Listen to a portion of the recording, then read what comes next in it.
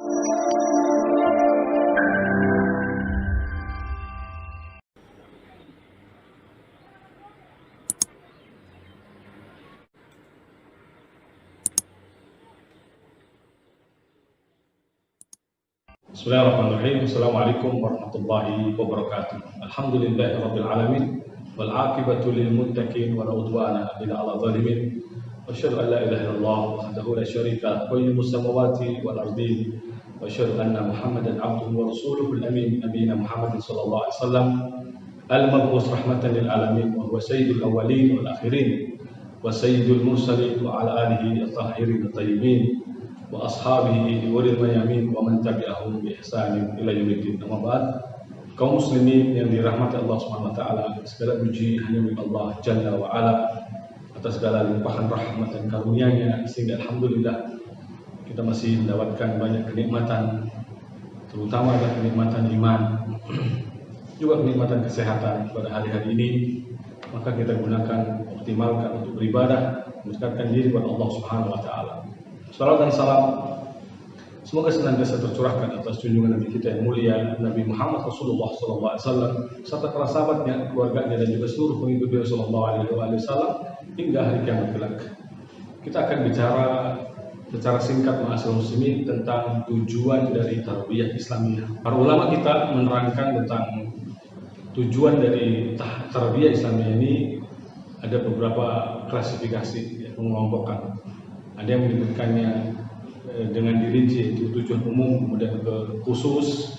Ada juga mengatakan tujuan fardiyah, juga berikutnya adalah ijtimaiyah, individu dan masyarakat atau sosial.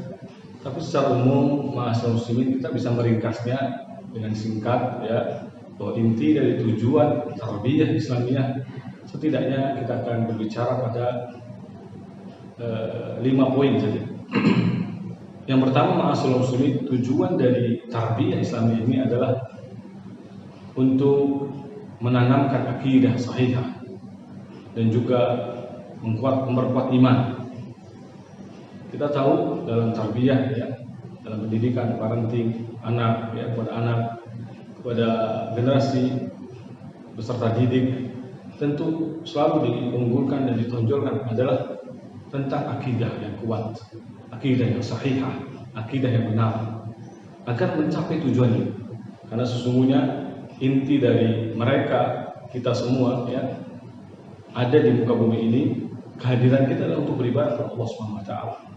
Maka kita harus dikenalkan kembali, kita harus pahamkan kembali kepada anak didik kita, kepada anak-anak kita, kepada peserta didik kita tentang ubudiyah ini, tentang hakikat penciptaan manusia. Kehadiran mereka di muka bumi itu apa? Yaitu untuk beribadah kepada Allah Subhanahu wa taala.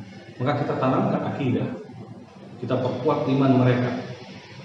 Maka jauh sekali dikatakan tarbiyah Islamiyah kalau justru mereka tidak dikenalkan dengan akidah yang benar dan sahih, tidak dikenalkan tentang Allah Subhanahu wa taala, ya, bahkan tidak tahu kalau Allah Subhanahu wa taala Ar-Rahman 'ala arsy istawa, tidak mengenal bahwa Allah Subhanahu wa taala istiwa 'ala arsy, Allah di atas, ya, bukan di mana-mana.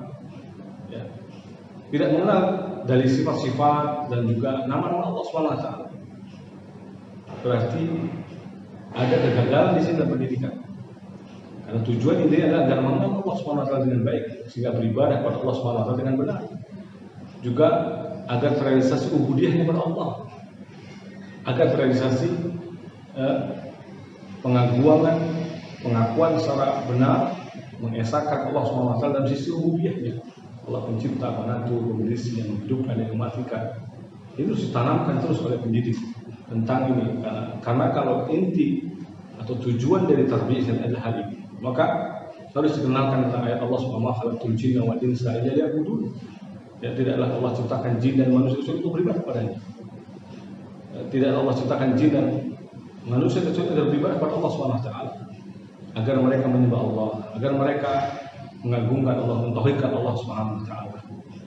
Kemudian juga tanamkan tentang iman, ya, hal-hal yang mengokohkan dan menguatkan iman, keyakinan-keyakinan yang atau ajaran-ajaran yang mengokohkan dan menguatkan keyakinan, itu ditanamkan terus sehingga akan mudah tercapai.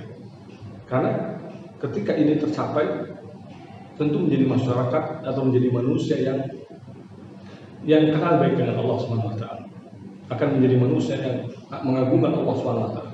Pribadi yang selalu mengagungkan Allah. Merasa diawasi oleh Allah, muraqabatullah Subhanahu wa taala. Anak yang takut kepada Allah, bukan hanya takut kepada orang tuanya, takut kepada pendidiknya atau gurunya, tapi takutnya kepada Allah Subhanahu wa taala. Sehingga dia dalam beramal, beraktivitas, bekerja lillah karena Allah Subhanahu wa taala. Bukan hanya mendapat pujian agar mendapat sanjungan makhluk, pujian makhluk, tidak. Pujian temannya, sanjungan gurunya tidak, tetapi semata-mata karena Allah Subhanahu wa taala. Tanamkan ini semua, ya. Karena inilah inti dari tujuan tarbiyah Islamiyah.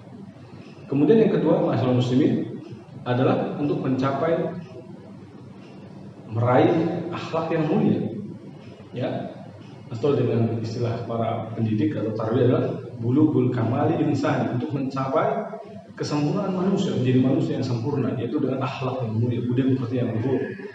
Nabi sallallahu alaihi wasallam mengatakan, innama bu'istu liutammima makarimal akhlak, aku diutus untuk menyempurnakan akhlak yang mulia.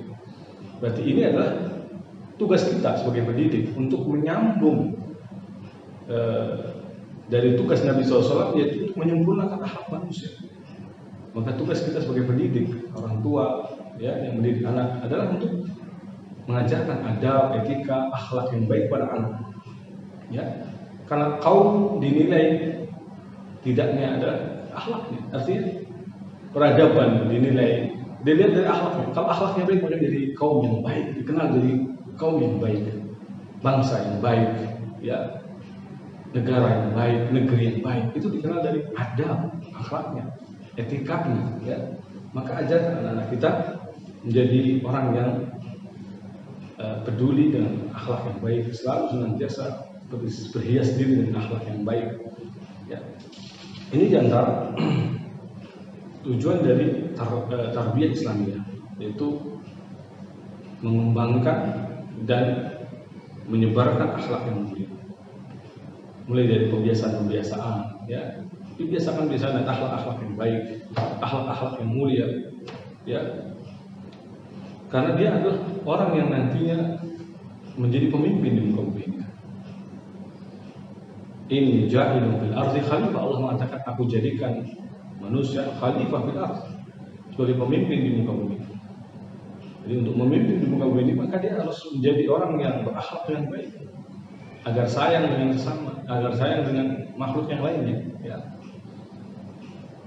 Jadi memimpin dengan ilmu, memimpin dengan kasih sayang, memimpin dengan cahaya wahyu dari Allah Subhanahu wa taala dan Rasulnya, ya, bimbingan Allah, wahyu Allah dan Rasulnya, sallallahu alaihi wasallam. Kemudian yang ketiga, berpegang teguh dengan kebenaran. Tujuan dari tarbiyah itu agar berpegang teguh pada kebenaran, ya. Sehingga di sini ditanamkan pentingnya agar mencintai kebenaran, ya.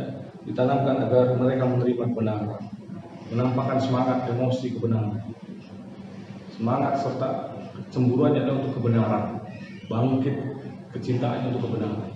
Kemudian baru beri tanggung jawab, ada memikul tanggung jawab bahwa untuk meraih kebenaran ini, untuk membela kebenaran, berpegang teguh dengan kebenaran ini, maka harus diajarkan tentang memikul tanggung jawab. Ya, karena dalam memikul tanggung jawab ada amanah, ada kecintaan terhadap yang hak, yang benar. Ya, kan ini langkah untuk berpegangan pada kebenaran dan mewujudkan kebenaran. Kemudian yang keempat adalah untuk memperluas kaidah pemahaman pada anak didik. Ya. Saat ini kita sangat perlu untuk memahami kaidah pemahaman anak didik, tidak seperti sebelum-sebelumnya. Sebab saat ini beragam informasi tersedia hingga sampai pada batas salah cerna. Ya. Perbedaan jelas antara satu orang dengan lainnya adalah keteladanan dalam pemahaman dan memanfaatkan informasi-informasi tersebut dengan baik. Nah, langkah ini tentu tidak bisa dilakukan tanpa memiliki akal baru yang memiliki struktur sendiri. Artinya perlu dididik dengan mengikuti perkembangan zaman, ya, menambah wawasannya, ya, kaidah dalam memahami, ya, beserta diri. Pekerjaan pertama yang perlu kita lakukan adalah menghilangkan segala duri dari tanah subur yang hendak kita tanami. Artinya kalau kita katakan gangguan apa yang dari tanah subur ini akan merusak nantinya, ya, maka itu yang kita singkirkan.